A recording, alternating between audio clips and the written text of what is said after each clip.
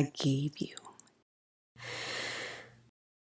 immortality, and this is how you repay me.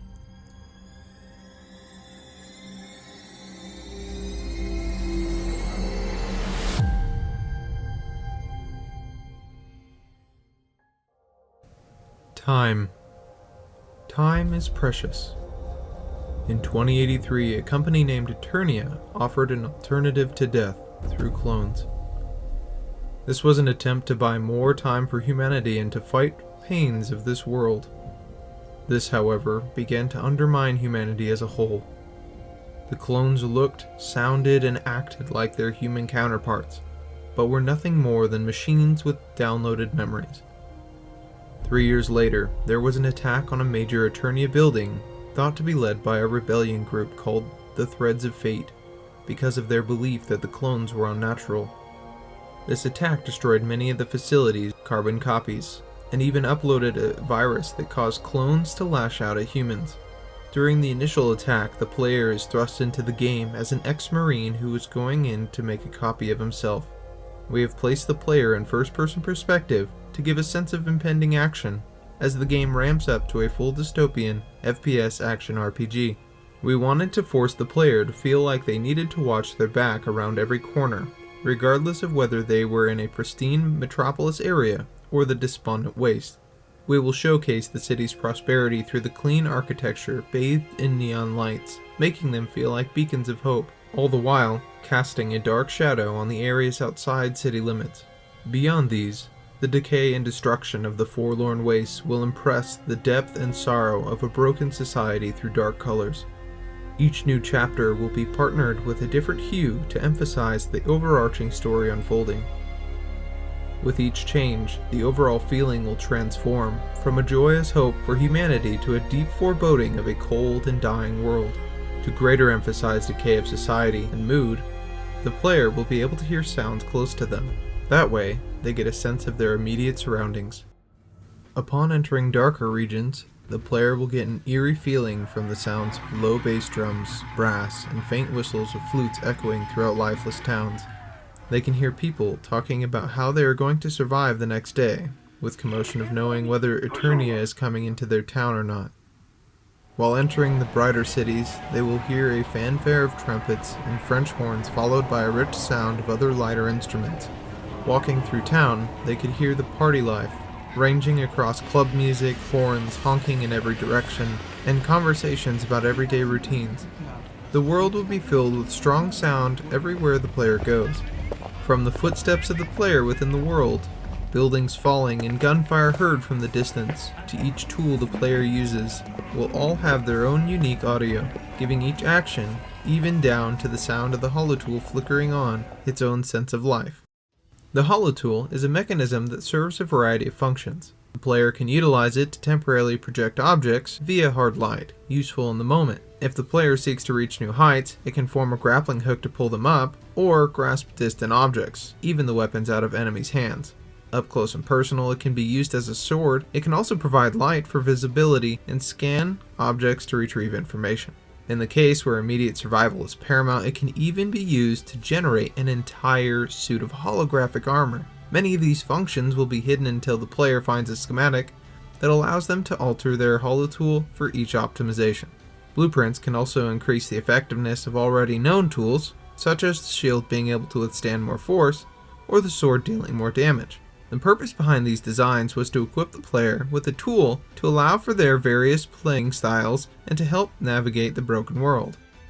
A world not only broken, but falling apart. The world space has become a remnant of a bygone era. We aim to bring the feeling of rust and decay to the forefront of the gaming experience. Buildings are not only fully and completely destructible, but decay over time depending on both structure and material. Once a building passes a 75% destructibility threshold, it begins to collapse as pieces fall out of place. Entire buildings will crumble down from the smallest house to the tallest skyscraper. We chose to express the dangers of climbing into dilapidated structures and to give a feeling of depth to the world around its progressive decay. Through both time and player interaction, the game will allow players to build anything from a small settlement to rebuilding a whole village or town. With this, players can guide people to their settlements to dwell in. We chose to allow this to demonstrate that humanity continues to preserve, and to facilitate the feeling of safety and sanctuary, no matter how fleeting it may seem.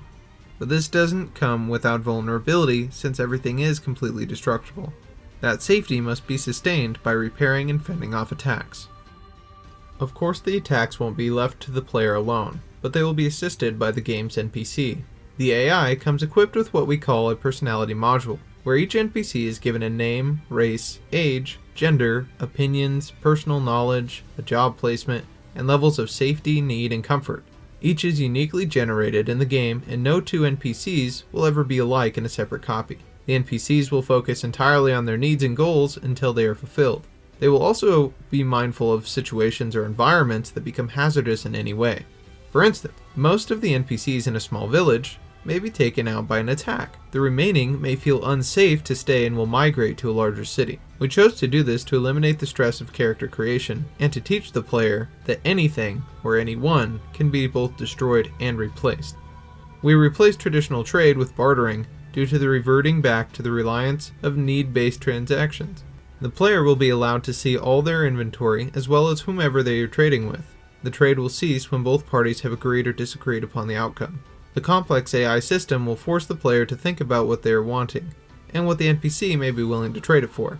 This was to get people to think beyond themselves and guide them into understanding what others may be searching for. Our way of thinking on the behalf of others was through understanding the many limitations a player could have. It is a great relief when games are able to alleviate the stresses of our world and allow the freedom to engage in another. We have taken special care to capture the appropriate subtitles for low vision players by using 24-point font with white letters and black shadows. That way it would be large enough that anyone would be able to see it in the room and would have enough contrast that no matter what is happening in the background, the text would still be legible. The game is also built with color blindness in mind, and has taken care to look out for anything that could be of hindrance by not pairing hard colors together. We are also optimizing our controllers to give complete control over to the player no matter their needs. Seizures due to flashing lights is no joking matter, and as such we created a flicker dampen mode which alters anything that flashes or flickers in a rapid pace by cutting it down to a level that would result in little to no seizures. Regardless of the path chosen, one final conflict remains. The rebellion has taken the fight to the city, surging through the streets and leaving chaos in its wake. The player must take to the top of the Tower of Eternia in search of an end to the conflict. In the undertaking of this task, they encounter one final obstacle, the enigmatic Minerva Finch. Previously presumed dead, yet anything but, Minerva stands stoically overlooking the carnage below with a sullen expression. As her words cut the silence, there is a whisper, like a murmur on the periphery of the mind. You cannot harm me, I am within you, as you are within me. In the beginning, I created you. It was I who shaped you and gave you form, lungs to breathe, legs to walk. Would you repay my benevolence with violence?